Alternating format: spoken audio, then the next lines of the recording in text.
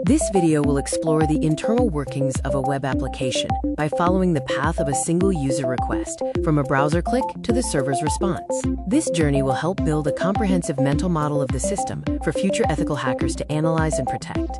It all starts with the user. A web application is essentially an interface between the user and the web server, realized through web pages.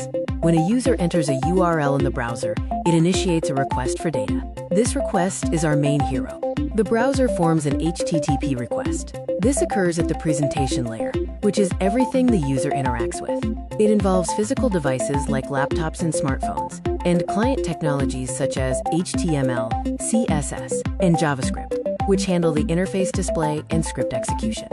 After traveling across the internet, the request reaches the perimeter of the target network. The first thing it encounters is the firewall. Its job is to filter traffic, allowing legitimate requests and blocking potentially dangerous ones. This is a fundamental element of network security. Having passed the firewall, the request arrives at the web server. A web server is a program that receives HTTP requests and decides how to process them. A static request is simply a file being returned, while a dynamic request, like ours, requires server-side processing and is passed on. The web server passes the dynamic request to the application server, the central component of the business logic layer. Here, the application code, written in languages like Java or Python, executes, processing data, performing operations, and forming a response. The application server analyzes the request parameters.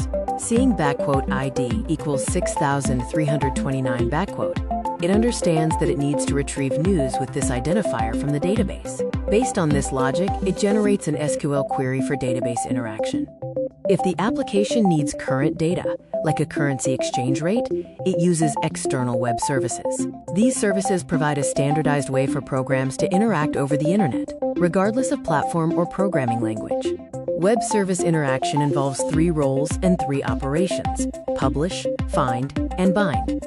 A provider publishes its service, a requester finds the needed service via a registry, and then the requester and provider bind for direct communication, often using SOAP or REST. After forming the SQL query, the application server addresses the database management system.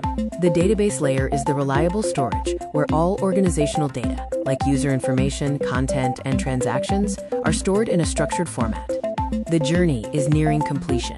The database executes the SQL query and returns the results to the application server. The application server wraps this raw data into an HTML page, which is passed back to the web server. Finally, the web server sends the HTML as an HTTP response to the user's browser. Mission accomplished. The user's browser receives the HTML code, CSS styles, and JavaScript. It interprets this code and displays the final page with the news. The request journey is complete, and the user sees the result of their click. Our journey illustrates the classic 3-tier web application architecture: the presentation layer, the business logic layer, and the database layer. Understanding this structure is crucial for security analysis, as each layer has its unique attack vectors.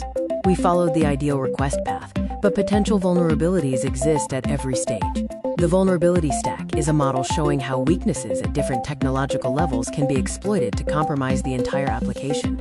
Each layer of our architecture carries risks.